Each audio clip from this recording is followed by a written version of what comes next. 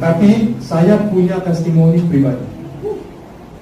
Ya, di sini saya akan gambarkan. Ini hasil tes lab istri saya. Saya mau panggilkan istri saya ke depan, boleh?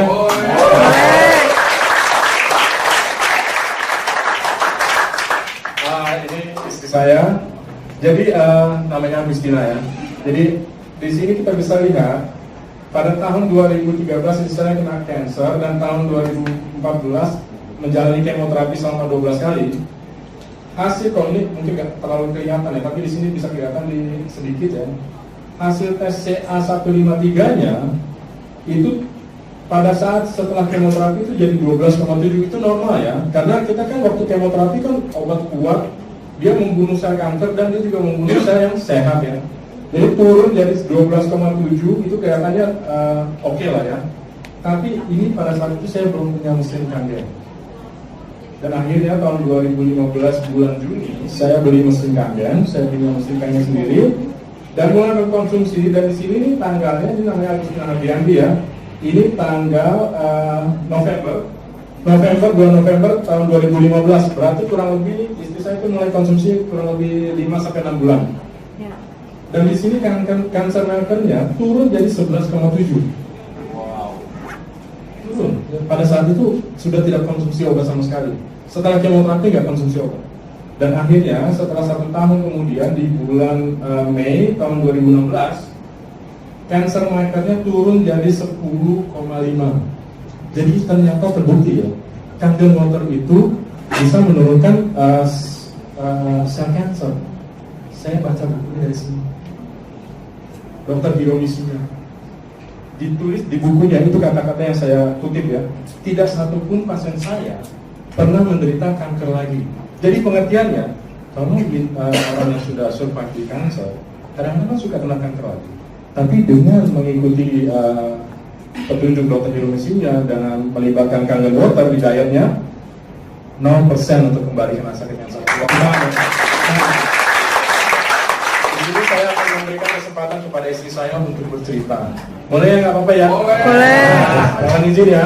Saya istri, oh ya ada mic-nya. Jadi kita bisa duet nih. Apa?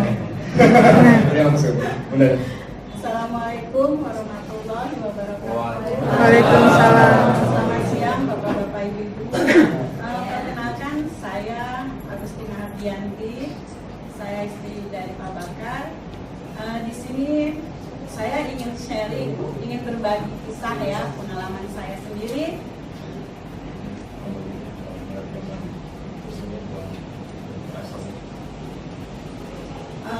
Ingin berbagi pengalaman saya sendiri bahwa di tahun 2013 itu tepatnya bulan Oktober saya terdiagnosa kanker payudara stadium 2A yang terkena di sebelah kanan saya.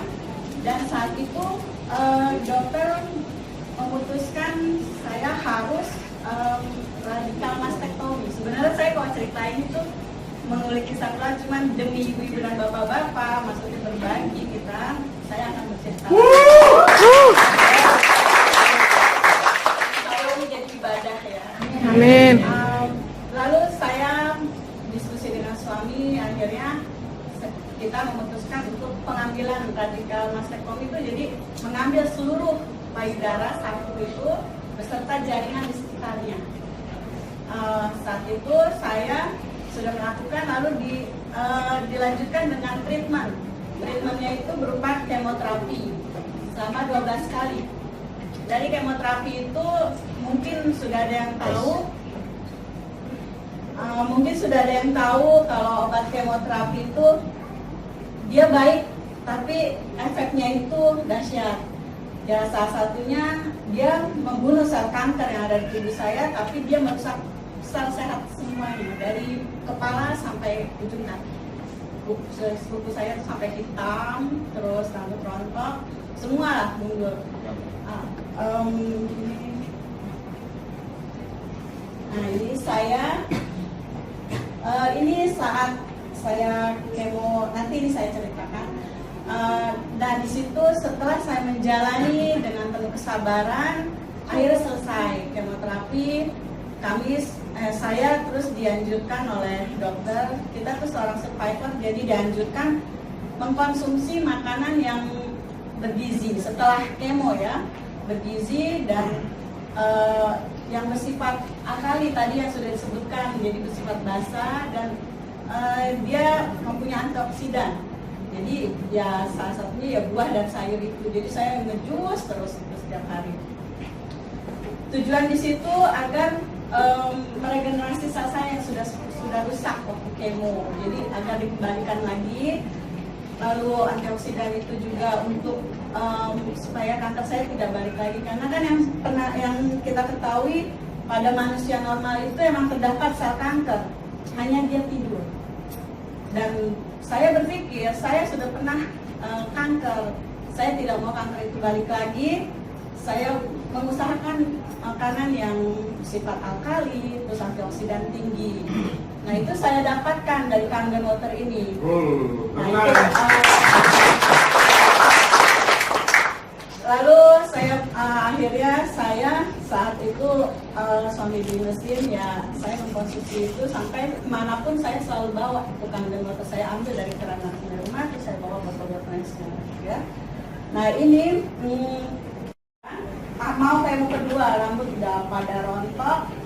Lalu saya akhirnya memutuskan untuk digigit dulu biar agak keren. Agak keren, karena ini benar-benar lecek ya. Tapi tetap aja muka orang kemo tuh muka yang lecek deh. Dan ini kejamnya efek dari kemoterapi ya. Tangan pembuluh darah saya hangus sampai sini juga hangus. Sekarang masih ada bekas sedikit. Lalu ini teman-teman saya yang saudara yang mensupport saya saat saya kemo, mereka datang terus untuk menguatkan saya saat itu. Ya akhirnya itu saya lalui. Ya disitulah pengalaman saya. Jadi saya cuma pesan di sini bahwa kesehatan itu mahal. Jadi mencegah itu lebih baik daripada kita merasakan sakitnya, bukan mengobati. Karena kalau mengobati saya yakin semua yang punya asuransi, yang berduit itu bisa mencari pengobatan di luar negara maju dan di mana-mana yang bisa dia bayar. Tapi kalau mencegah itu lebih baik daripada kita merasakan sakitnya. Tidak ada yang bisa mengobati.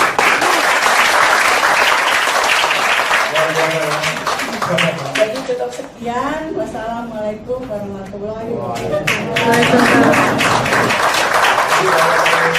Pesan saya tadi, ternyata mencegah itu jauh lebih baik daripada merasakan sakit.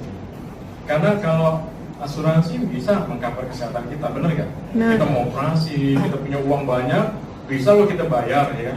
Tapi ada satu yang nggak bisa di-cover sama harta dan asuransi kita. Rasa sakitnya itu sendiri, ya kan? Gak bisa di-cover, gak bisa digantikan. Namun mereka menggantikannya, enggak kan? Tetap kita merasakannya. Jadi, ya itulah, mencegah jauh lebih baik daripada